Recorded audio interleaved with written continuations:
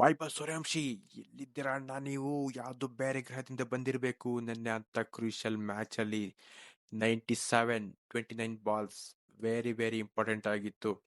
So ನೆನ್ನೆ record ಕೂಡ break ಆಗ್ತಿತ್ತು.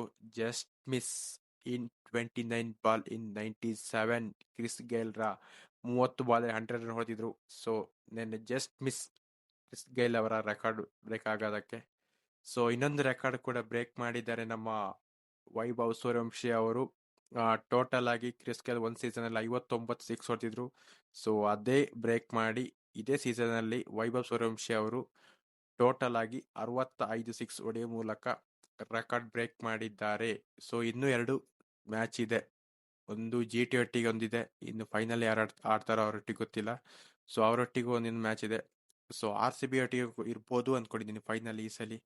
ಸಪೋಸ್ ಏನಾದ್ರೂ RCB ಒಟ್ಟಿಗೆ ಫೈನಲಿಗೆ ಬಂದ್ರೆ ಸೊ ನಾನಂತೂ ಫುಲ್ ಫಿದಾಗ ಹೋಗಿದ್ದೇನೆ. ಮ್ಯಾಚ್ ಇನ್ನೂ ಹೈ ವೋಲ್ಟೇಜ್ ಮ್ಯಾಚ್ ಆಗೋ ಸಾಧ್ಯತೆ ಇದೆ. ಯಾಕಂದ್ರೆ ಈಗಲೇ ವೈಭವ್ ಸೂರ್ಯವಂಶಿ ಆರ್ಭಟ ನೋಡಕ್ಕೆ ನನಗೆ ಭಯ ಆಗ್ತಾ ಉಂಟು. ಇನ್ನು RCB ಅವರೊಟ್ಟಿಗೆ ಯಾವ ರೀತಿ ಆಟಾಡ್ಬೋದು ಅಂತ ಹೇಳಿ ಒಂದು ಕಾನ್ಫಿಡೆನ್ಸ್ ಇಲ್ಲ ಅನ್ಕೊಂಡಿದೀನಿ.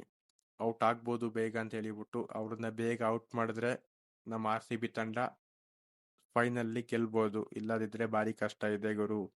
ಎಸ್ಪೆಷಲಿ ನಿನ್ನೆ ಹೈದರಾಬಾದ್ ಬೌಲರ್ಗಳಂತೂ ಬೆವತ್ತು ಹೋಗಿದ್ದಾರೆ. ಯಾರನ್ನೂ ಬಿಟ್ಟಿಲ್ಲ ಗುರು, ಎಲ್ಲರಿಗೆ ವಾಂಚಿದೆ ನೆನ್ನೆ ಇಡೀ ಮ್ಯಾಚ್ ಎಲ್ಲ ವಾಂಚ್ ಬಿಟ್ಟಿದ್ದಾರೆ. So especially Cummins experience bowler ಅನ್ಬೋದು, ಅವರಿಗೂ ಬಿಡ್ಲಿಲ್ಲ ಗುರು, ಎಲ್ಲರಿಗೂ ಚೆನ್ನಾಗಿ ಹಾಕಿ ರುಬ್ಬಿದ್ದಾರೆ. ಸೊ ವೈಭವ್ ಸೂರ್ಯವಂಶಿ ಅಣ್ಣ, ಚೆನ್ನಾಗಿ ಆಡಿ ಇದೇ ರೀತಿ ರೆಕಾರ್ಡ್ಗಳು ಬ್ರೇಕ್ ಆಗ್ತಾನೆ ಇರಲಿ, ನಿಮ್ಮಿಂದ ಬ್ರೇಕ್ ಆಗ್ತಾ ಇರಲಿ ಅಂತ ಹೇಳ್ತೀನಿ.